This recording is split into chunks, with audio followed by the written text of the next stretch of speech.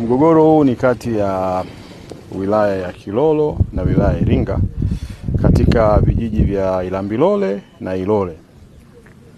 Mgogoro huu ulichangiwa na mambo kadhaa. Moja ni mipaka iliyokuwepo mwaka 1975 ambayo iliainisha kijiji cha Ilole. Kwa hiyo wananchi walikuwa wameshazoea maeneo fulani ya mipaka hiyo.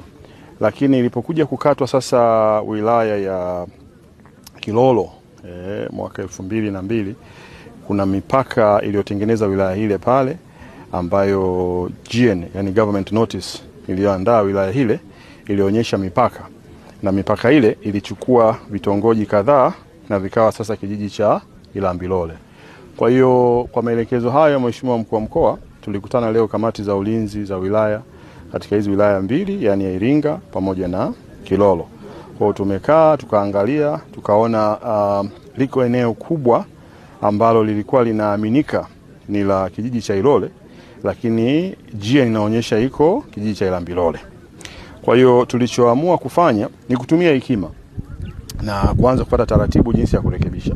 Kwa hiyo tukaona kwa mapendekezo ya wataalamu, tukaona tutoe kipande cha eka 5,000 kirudi katika kijiji cha Ilole na kipande kingine kiendelee kuwa upande wa Ilambilole.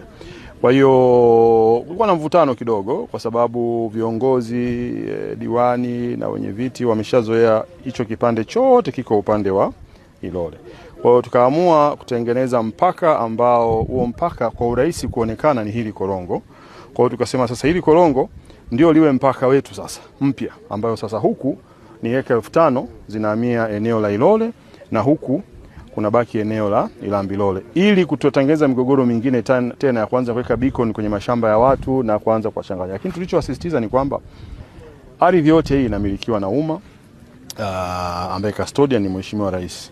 Kwa hiyo hakuna kinachobadilika. Miradi iliyopo ni ya serikali na imetumika kwa fedha za serikali, lakini huduma za jamii zinaendelea kama kawaida. Kwa hiyo haijalishi mpaka unaonyesha uko wapi, huduma utapata kama kawaida. Ila kitachobadilika tu ni kwamba utasomeka huko kijiji fulani, utasomeka huko kijiji fulani. Kwa hiyo tunamshukuru Mungu tumeweza kulimaliza hili, na mimi maelekezo haya atatekeleza tuliyoacha, na mgogoro sasa tutakuwa tumeumaliza rasmi. Kwanza mimi nimefurahi kuwa tumefikia mwisho leo.